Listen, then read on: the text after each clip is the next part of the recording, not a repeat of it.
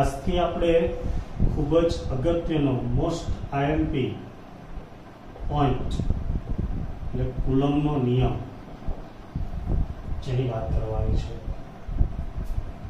જો ભાઈ આપણે પ્રેરણની વાત કરેલી, એ પ્રેરણના જે પ્રયોગો છે એ કુલમ્બે પણ કરેલા અને એના દ્વારા એમને એક પરિણામ મળ્યું કે ગોળાઓ વચ્ચે બળ લાગતો હતો, એમાં જો વિદ્યુત ભારના મૂલ્યો અલગ અલગ લઈએ તો બળનું મૂલ્ય પણ અલગ અલગ હતું. એટલે એણે ન્યૂટને જે નિયમ આપેલો એવો જ એક નિયમ બે બિંદુવત વિદ્યુત ભારો માટે આપ્યો. તો બિંદુવત વિદ્યુત ભાર કોને કહેવાય? તો એ યાદ રાખજો કે જે વિદ્યુત ભારોના પરિમાણ અંતરની સરખામણીમાં ખૂબ જ ઓછા હોય તેને બિંદુવત કહેવાય. અને પહેલા અને બીજા ચેપ્ટરમાં આપણે સ્થિત વિદ્યુત શાસ્ત્રની વાત કરી, એટલે વિદ્યુત ભાર હંમેશા સ્થિર હશે. તો આ નિયમ યાદ રાખવા માટે આપણે બે બિંદુવત વિદ્યુત ભાર લઈએ. દેખો આ બિંદુવત દેખાય છે. ઓકે, વિદ્યુત ભારને શેના વડે દર્શાવાય? Q વડે. તો પહેલાને શું કહેવાય? Q1. બીજાને શું કહેવાય? Q2. કદાચ ત્રીજો હોત તો Q3. હવે બંને કંઈક અંતરે છે, એમની વચ્ચેનું અંતર ધારો કે છે R. D પણ લઈ શકાય, આપણે લઈએ છીએ R. તો આ બંને વચ્ચે કેટલું બળ લાગી શકે એના માટે કુલમ્બે પ્રયોગો દ્વારા દર્શાવ્યું કે ભાઈ આ બંને વિદ્યુત ભાર વચ્ચે પ્રવર્તું વિદ્યુત બળ. વિદ્યુત બળ એટલે એને શેના વડે દર્શાવાય? F. તો એ બળ આ વિદ્યુત ભારોના મૂલ્ય એટલે Q1 અને Q2 ના ગુણાકારના સમપ્રમાણમાં હોય. જુઓ, જે ન્યૂટનનો નિયમ હતો એ જ નિયમ છે, ખાલી m1 m2 ની જગ્યાએ Q1 Q2 અને તેમની વચ્ચેના અંતરના વર્ગના વ્યસ્ત પ્રમાણમાં હોય. ન્યૂટનનો ગુરુત્વાકર્ષણનો સાર્વત્રિક નિયમ આ જ છે. F ચલે છે m1 m2, F ચલે છે 1/r². જો આ બંનેને ભેગા લખીએ તો F ચલે છે Q1 Q2 r². બસ આને કુલમ્બના નિયમ તરીકે ઓળખાય છે. ચલો, તો આને હવે શબ્દોમાં બોલવું હોય તો કેવી રીતે બોલી શકાય? તો કે દેખો, Q1 Q2 એ બિંદુવત સ્થિર વિદ્યુત ભારો છે. તો બે બિંદુવત સ્થિર વિદ્યુત ભારો વચ્ચે લાગતું વિદ્યુત બળ એટલે કે F, લાગતું વિદ્યુત બળ એ વિદ્યુત ભારોના મૂલ્યોના ગુણાકારના સમપ્રમાણમાં અને તેમની વચ્ચેના અંતરના વર્ગના વ્યસ્ત પ્રમાણમાં હોય છે. સિમ્પલ શબ્દો છે ને, કુલમ્બના નિયમ જેવા છે. હા, અને આ બળ છે એ બંને વિદ્યુત ભારોને જોડતી રેખા પર હોય છે, એટલે કે અહીંયા ગમે ત્યાંનું દિશા હોય છે, જેની વાત આપણે સદિશ સ્વરૂપમાં કરીશું. ચલો, હવે આ વિદ્યુત ભારો જો શૂન્યાવકાશમાં હોય તો એના માટે F ચલનની નિશાની દૂર કરીએ એટલે અચળાંક આવે small k, Q1 Q2 r². ખૂબ જ અગત્યનું સૂત્ર, જેના ઉપરથી પાછળ બધા જ સૂત્રો આવવાના છે. તો દરેકને આ સૂત્ર ખાસ યાદ રહી જવું જોઈએ. ન હોય તો મનમાં 3-4 વખત બોલી દો, ભૂલ ના થવી જોઈએ. F બરાબર k Q1 Q2 r². અને આધારિત દાખલા પણ છે, MCQ પણ છે અને પાછળની થિયરી પણ આ સૂત્ર આધારિત જ છે. તો ફરીથી એક વખત F બરાબર k Q1 Q2 r². Q1 Q2 એટલે બિંદુવત વિદ્યુત ભારના મૂલ્ય, R એટલે બંને વચ્ચેનું અંતર અને K તો કે છે એને આપણે સપ્રમાણતાનો અચળાંક કહે છે, અથવા એને બીજું કુલમ્બનો અચળાંક પણ કહેવાય છે. બરાબર, કે એટલે સપ્રમાણતાનો અચળાંક અથવા કુલમ્બનો અચળાંક.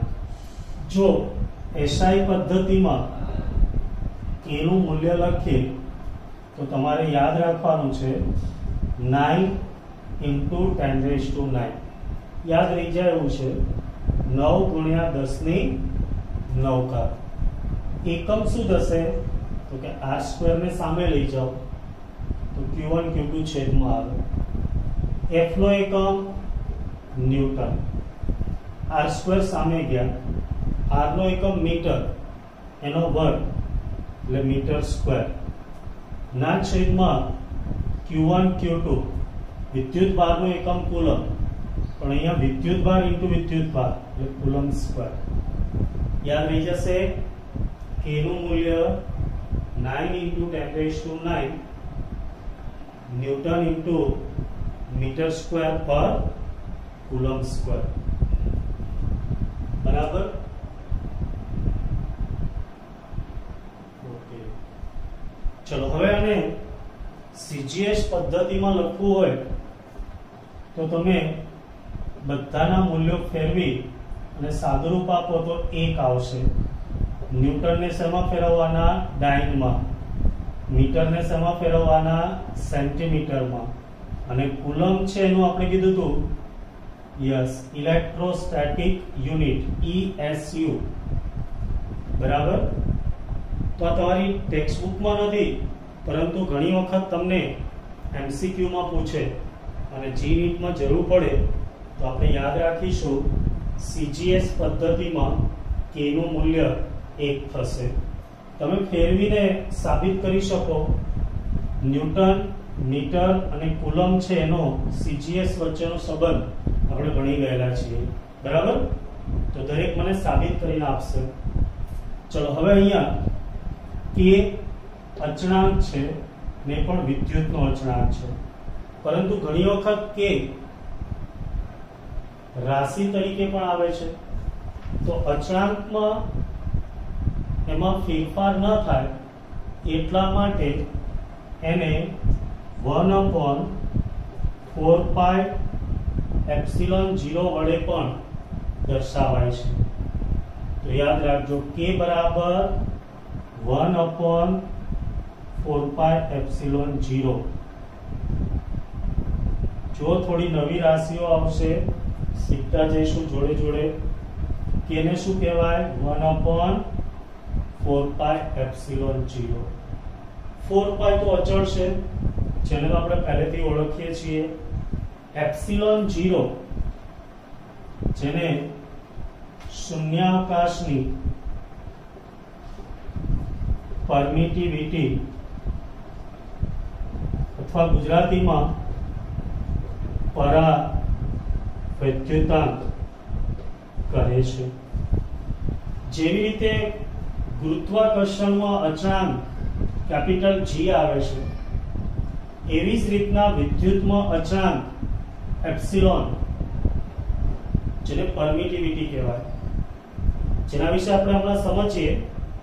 પણ પહેલા ખાલી આટલું યાદ રાખજો ε0 એટલે શૂન્યાવકાશની પરમિટિવિટી, જેમાં આપણે 3 શબ્દ સમજીશું. એપ્સિલોન એટલે કોઈ પણ માધ્યમની પરમિટિવિટી, ε0 એટલે શૂન્યાવકાશ એટલે કે હવા ની પરમિટિવિટી, અને εr જેને કહેવાય સાપેક્ષ પરમિટિવિટી. હમણાં નોંધ કરીને તમને લખાવું છું જે બીજા ચેપ્ટરમાં આવશે, પણ એની જરૂર આપણે અહીંયા GNET ના MCQ કરવામાં પડશે, એટલે નોંધ કરીને હું લખાઈશ. ચલો આનું મૂલ્ય છે એ આપણે k ને નીચે લાવી દો તો ε0 બરાબર 1/4πk થાય. અને જો એ સાદુરૂપ આપીએ 1/4/3.14/9 × 10⁹ કરો તો જવાબ આવે 1.4 854 into 10⁻⁻12 એકમ કે કરતા ઉલટો એટલે કુલમ સ્ક્વેર ઉપર જતા રહે તો કુલમ સ્ક્વેર પ્રતિ ન્યૂટન ઇન્ટુ મીટર સ્ક્વેર બરાબર। હા, ઘણી વખત પૂછવામાં આવે છે કે શૂન્યાવકાશની પરમિટિવિટીનું મૂલ્ય એકમ સાથે દર્શાવો। તેથી હવે f ને તમે આમ પણ લખી શકો k ની જગ્યાએ 1/4πε0 q1 q2 upon r²। બંને વસ્તુ એક જ છે, સમજણ પડી? ફટાફટ એક વખત વાંચી લો, ફરીથી સમજીને પછી આને આધારિત પ્રશ્નોની વાત કરીએ અને પછી આપણે સદિશ સ્વરૂપ ઉપર જઈશું।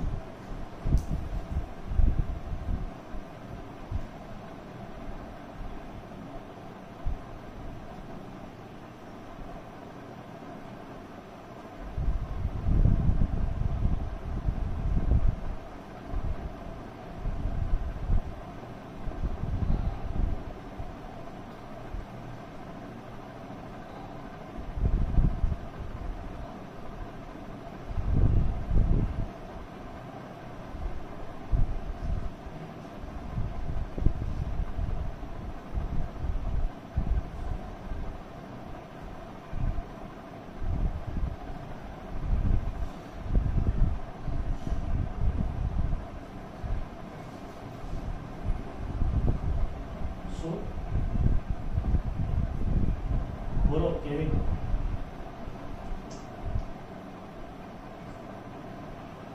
અવાજ નથી આવતો? શું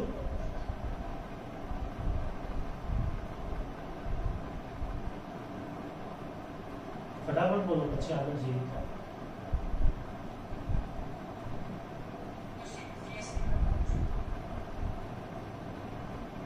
CGS એકમ એક ડાઇન થાય છે, એક ડાઇન ઇન્ટુ આપણે જે k નો લખીએ છીએ ને સેન્ટીમીટર સ્ક્વેર અપોન એક સ્ટેટિક યુનિટ અથવા ESU, બરાબર ને? અને જેના માટે મેં તમને આગળ લખાયેલું પણ છે વિદ્યુત ભારની માહિતીમાં, દરેકે લખેલું હશે, બરાબર ને? 3×10⁹ કે નહીં લખેલું? હા, તો લખી દેજો। આપણે જે થિયરી ચલાવી હતી અને ફરીથી એક વખત જોઈ લેજો। ઓકે, ચલો તો ફરીથી એક નજર નાખી લો। કુલમનો નિયમ તો એ બે બિંદુવત વિદ્યુત ભારો માટે છે, એવા વિદ્યુત ભારો કે જેનું પરિમાણ છે એ અંતરની સરખામણીમાં અવગણી શકાય। તો એના માટે કુલમે એવું કીધું કે ભાઈ આ બે વિદ્યુત ભારો વચ્ચે આકર્ષી કે અપાકર્ષી બળ લાગી શકે, એનું મૂલ્ય કેટલું હોય તો કે F એ બંનેના મૂલ્યોના ગુણાકારના સમપ્રમાણમાં અને તેમની વચ્ચેનું જે અંતર છે એના વર્ગના વ્યસ્ત પ્રમાણમાં હોય છે। જેને આપણે ભેગું લખીએ તો F ચલે છે q1 q2 upon r² થશે। ચલનની નિશાની દૂર કરીએ તો અચળાંક આવે, જેને k લખ્યું, જે સપ્રમાણતાનો અચળાંક અથવા કુલમનો અચળાંક કહેવાય, જેનું મૂલ્ય 9×10⁹ ન્યૂટન ઇન્ટુ મીટર સ્ક્વેર પર કુલમ સ્ક્વેર, જે એકમ અહીંથી મેળવેલો છે। CGS માં ન્યૂટન, મીટર અને કુલમને ફેરવીએ તો જવાબ 1 આવે છે, એટલે 1 ડાઇન ઇન્ટુ સેન્ટીમીટર સ્ક્વેર પર સ્ટેટિક યુનિટનો વર્ગ અથવા ESU, આપણે કીધું હતું ઇલેક્ટ્રોસ્ટેટિક યુનિટ, બરાબર ને? વિદ્યુત ભારનો CGS એકમ। હવે k ને 1/4πε0 પણ લખવામાં આવે છે, જે ε0 એટલે વિદ્યુતનો અચળાંક છે, જેને શૂન્યાવકાશની પરમિટિવિટી કહેવાય અને એને ગુજરાતીમાં પરાવૈદ્યુતાંક કહેવાય, જેનું મૂલ્ય 1/4π કરીએ તો 8.854 into 10⁻⁻12 મળે છે, બરાબર? તો ચલો આના ઉપરથી થોડા જીની પોઈન્ટ ઉપર જઈએ, થોડું વધારે સમજીએ અને પછી પાછા ટેક્સ્ટ બુકમાં આવી જઈએ સદિશ સ્વરૂપમાં. ચલો તો અહીંયા નોંધ કરીને યાદ રાખીએ કે એપ્સિલોન 0 એટલે શૂન્યાવકાશની પરમિટિવિટી, જેની વાત આપણે બીજા ચેપ્ટરમાં આવશે કે કેટલા પ્રમાણમાં વિદ્યુત એ દ્રવ્યમાંથી પસાર થઈ શકે એને એમની પરમિટિવિટી કહેવાય. એપ્સિલોન એટલે કોઈ પણ માધ્યમની પરમિટિવિટી. દાખલા તરીકે બે વિદ્યુત ભારો વચ્ચે માધ્યમ તરીકે હવાની જગ્યાએ તેલ હોય તો આપણે એપ્સિલોન 0 ની જગ્યાએ એપ્સિલોન લખવાનું. બરાબર. જો હવા કે શૂન્યાવકાશ બોલે તો હંમેશા એપ્સિલોન 0. એના સિવાયનું કોઈ માધ્યમ હોય તો અહીંયા એપ્સિલોન આવશે. એપ્સિલોન એટલે કોઈ પણ માધ્યમની પરમિટિવિટી. તો બંને વચ્ચેનો સંબંધ એપ્સિલોન અપોન એપ્સિલોન 0, જેને કહેવાય એપ્સિલોન r, જેને સાપેક્ષ પરમિટિવિટી કહેવાય. જુઓ, બે અચળાંક આવશે, વિદ્યુતમાં પરમિટિવિટી અને ચુંબકત્વમાં પરમિએબિલિટી. આ VT અને LT સમજ પડી? સિમ્પલ.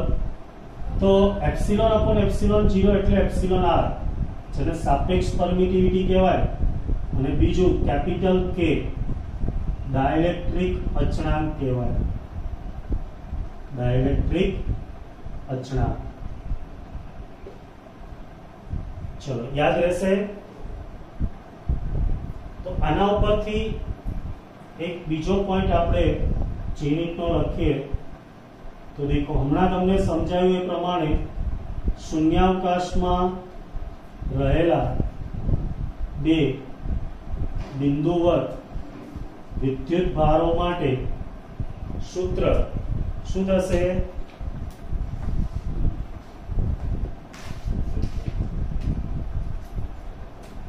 F બરાબર 1/4πε0 Q1 Q2 upon R². બરાબર ને, જે આપણે જોઈ ગયા. હવે જુઓ ખાસ, કોઈ પણ માધ્યમમાં રહેલા બે વિદ્યુત ભારો માટે, જેનો કહી દો F', પરીક્ષામાં પૂછાઈ ગયેલો પ્રશ્ન, જેને શું લખાય? તો આપણે હમણાં જ કીધું, કોઈ પણ માધ્યમ હોય તો કોઈ પણ માધ્યમની પરમિટિવિટી એપ્સિલોન આવે. બાકીનું બધું એમને એમ રહેશે Q1 Q2 upon R². પણ આને F ના સ્વરૂપમાં જવાબ માંગે તો આ એપ્સિલોનને તમારે એપ્સિલોન 0 માં ફેરવવું પડે. તો દેખો, એપ્સિલોન અપોન એપ્સિલોન 0 બરાબર K. તો એપ્સિલોન બરાબર શું થાય? કોઈ કહેશે યસ, K એપ્સિલોન 0. એપ્સિલોન 0 સામે જતા રહે ભાઈ, 1/4π epsilon 0 K Q1 Q2 upon R². આટલા ભાગને તો F કહેવાય સમીકરણ 1 મુજબ. તો આ બાકી રહેશે K નીચે, તેથી જવાબ આવે F/K. પૂછાઈ ગયેલો પ્રશ્ન છે, જુદી જુદી 3 રીતે પૂછાય છે. પહેલું એવું પૂછાય તો કે શૂન્યાવકાશમાં રહેલા બે બિંદુવત વિદ્યુત ભારો વચ્ચે લાગતું વિદ્યુત બળ F છે. હવે જો આ બંને વિદ્યુત ભારોને K જેટલા ડાઇલેક્ટ્રિક અચળાંક ધરાવતા માધ્યમમાં મૂકવામાં આવે તો એમની વચ્ચે લાગતું બળ ખાલી જગ્યા થાય. તો શું આવશે જવાબ? F/K. રાઈટ.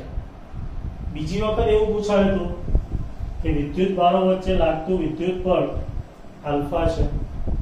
હવે જો તેને k જેટલા ડાઇલેક્ટ્રિક અચળાંકવાળા માધ્યમમાં મૂકવામાં આવે તો બળ ખાલી જગ્યા થાય. તો શું આવશે જવાબ? Yes, α/K. સમજ પડી? તો આપ ખાસ યાદ રાખજો, F' બરાબર F/K. જેથી શું તમારે દરેક વખતે એને સાબિત ના કરવું પડે. ચલો, આટલું યાદ રહી ગયું દરેકને?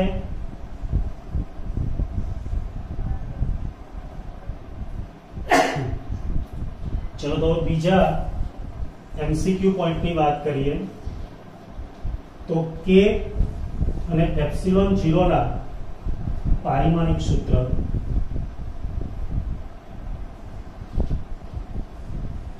ગુજકેટ અને GNEET જેવી એક્ઝામમાં તમને પૂછી શકે અને પૂછાય છે.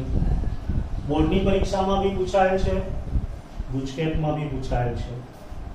ચલો હવે આપણે પહેલા K નું પારિમાણિક સૂત્ર મેળવીએ, પછી ε0 નું. તો હમણાં આપણે જોયું F બરાબર K Q1 Q2 upon R². તમારે K નો એકમ કે પારિમાણિક સૂત્ર જોઈતું હોય તો આપણે 11માં શીખવાડેલું એને કરતા બનાવવાનું. બરાબર ને? K ને કરતા બનાવો તો K બરાબર R² સામે જાય એટલે ગુણાકારમાં, Q1 Q2 સામે જાય તો ભાગાકારમાં. બરાબર? તેથી આનો એકમ આપણે લખેલો ન્યૂટન ઇન્ટુ મીટર સ્ક્વેર પ્રતિ કુલમ સ્ક્વેર. હવે તમારે અહીંયા પારિમાણિક સૂત્ર લખવાનું છે. તો K નું પાસું એટલે કોનું આવે? F નું પારિમાણિક સૂત્ર ઇન્ટુ R અંતરનું પારિમાણિક સૂત્ર એનો વર્ગ, નીચે Q1 નું પારિમાણિક સૂત્ર, Q2 નું પારિમાણિક સૂત્ર. હવે આ બે સ્વરૂપે પૂછે છે. એક કેપિટલ Q ના સ્વરૂપમાં. એમ કહી દે તમને કે વિદ્યુત ભારને મૂળભૂત ભૌતિક રાશિ લઈ અને તેનું પરિમાણ કેપિટલ Q લો તો પારિમાણિક સૂત્ર શું થશે? બળનું આવડે દરેકને? 112 નો ચાંદલો M1 L1 T-2. બરાબર ને? ફાધર બરાબર માં R² એટલે L L2. નીચે જુઓ કેપિટલ Q ના સ્વરૂપમાં કીધું તો આનું એ કેપિટલ Q, આનું એ કેપિટલ Q એટલે Q2 ઉપર લઈ જઈએ તો શું થશે? M1 L2 અને 1 એટલે L3 T-2 Q-2. આ જવાબ આવે. દેખાય છે ને ત્યાં સુધી? ઓકે, ચલો હવે આ જ વસ્તુ તમને બીજું એના સ્વરૂપમાં પૂછે તો K નું પાસું એટલે M1 L1 T-2 L2.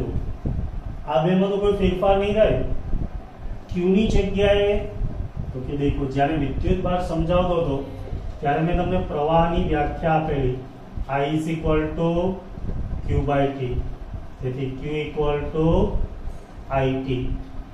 અને આપણે બીજા ચેપ્ટરમાં ભણી ગયા મૂળભૂત રાશિ I વિદ્યુત પ્રવાહ છે જેનું પારિમાણિક સૂત્ર એમ્પિયર થાય અને T સમય છે એનું કેપિટલ T. તો અહીંયા Q1 નું A1 T1, Q2 નું A1 T1 ઉપર લઈ જાઓ તો M1 એમાં તો કોઈ ફેરફાર નહીં થાય. L2 અને 1 એટલે 3 એમાં પણ કોઈ ફેરફાર નહીં થાય. T1 T1 એટલે T2 ઉપર જાય તો -2 અને આ -2 છે એટલે t -4 a1 એટલે a2 ઉપર જાય તો -2. તો આ બે સ્વરૂપે પૂછવામાં આવે છે. સમજણ પડી? ઓકે, ચલો હવે k ના પરથી તમને ત્રીજું એપ્સિલોન 0 નું પાસું પૂછે તો તમે અહીંયા 1/4 એપ્સિલોન 0 લઈ એપ્સિલોન 0 ને કરતા બનાવી અને મેળવી શકો. અને જો આ મેળવેલું હોય તો ડાયરેક્ટ એપ્સિલોન 0 એટલે 1/k થઈ જાય. તો 1 ના છેદમાં એટલે ઉલટાઈ જાય -1 -3 p4 a2. સમજ પડી? ચલો ફરીથી મેળવી બી બતાવું તમને.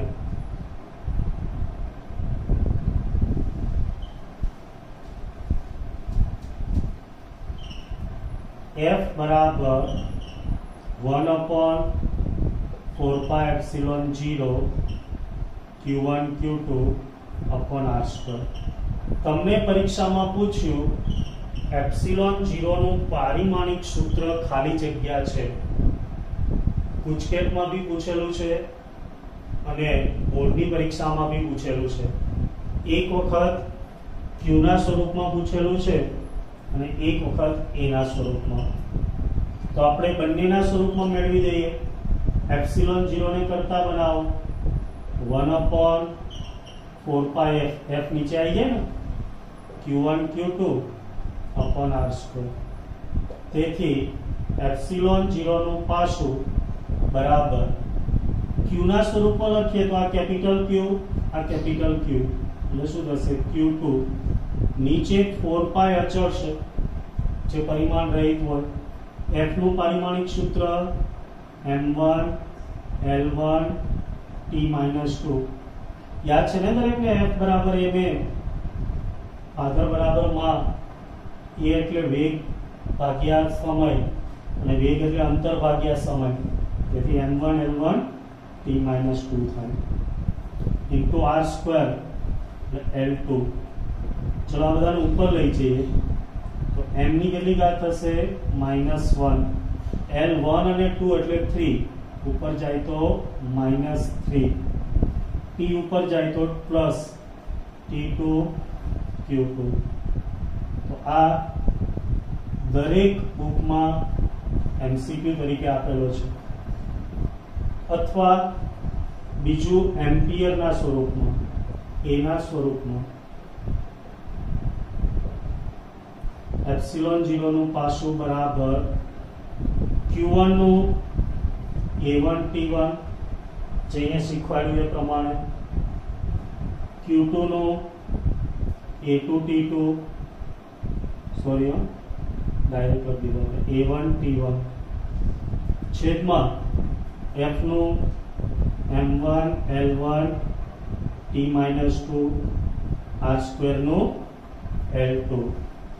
ચલો ભાઈ બધાને ઉપર લઈ જાવ જોઈએ. શું થશે તો કે m તો એના એ જ રહેશે m -1 l પણ એ જ રહેશે l -3 t -2 ઉપર જાય અને આ બે 2 છે એટલે t4 અને a2. જુઓ આ ડાયરેક્ટ લખ્યું છે અને આને અલગ મેળવ્યું છે. તો સમજણ પડી ગઈ દરેકને? આ પ્રકારના તમને પ્રશ્નો પૂછવામાં આવે છે.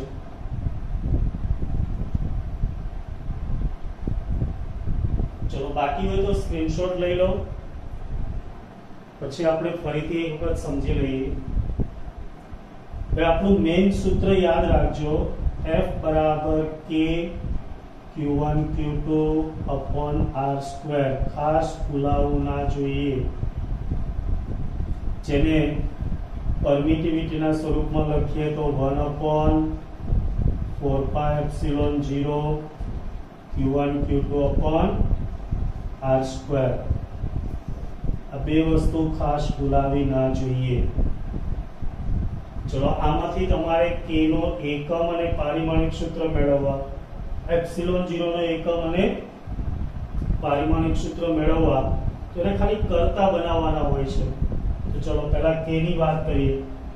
k ને કરતા બનાવો એટલે f * r² ના છેદમાં q1 q2. એકમ પરથી બી લખી શકીએ ન્યૂટન સ્ક્વેર * મીટર સ્ક્વેર પર કુલમ સ્ક્વેર માં દરેકના પારિમાણિક સૂત્ર મૂકીને. બરાબર. તો ચલો આપણે એનું પારિમાણિક સૂત્ર કેપિટલ Q અને કેપિટલ A બે સ્વરૂપે મેળવવું. પારિમાણિક સૂત્ર આવડે છે દરેકને? ઓકે. ત્યાર પછી આપણે એપ્સિલોન 0 છે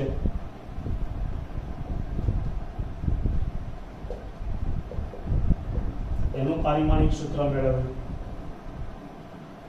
જેમાં k ની જગ્યાએ 1/4π0 લીધા, એપ્સિલોન 0 ને કરતા બનાવ્યા, q1 q2 નું કેપિટલ Q, કારણ કે તમને કહી દેશે વિદ્યુત ભારને મૂળભૂત રાશિ લઈ તેનું પરિમાણ કેપિટલ Q લો. તો આપણે એની મૂળભૂત રાશિ લઈ એનું પારિમાણિક સૂત્ર કેપિટલ Q લેવાનું. q * q એટલે q2 થશે, 4π અચળ, f નું આવડે છે m1 l1 t - 2, કારણ કે આખા 11 માં ઉપયોગ કરેલો છે, r² નો l2, પછી બધાને ઉપર લઈ જતા તો આવડે જ છે. હવે જો a ના સ્વરૂપમાં પૂછે તો q = it થાય. તેથી q1 નું a1 t1, q2 નું a1 t1, f નું લખો r² ઉપર લઈ જઈએ. એટલે અહીંયા પારિમાણિક સૂત્ર કમ્પ્લીટ થાય. હવે આપણે સદિશ સ્વરૂપની વાત આવશે.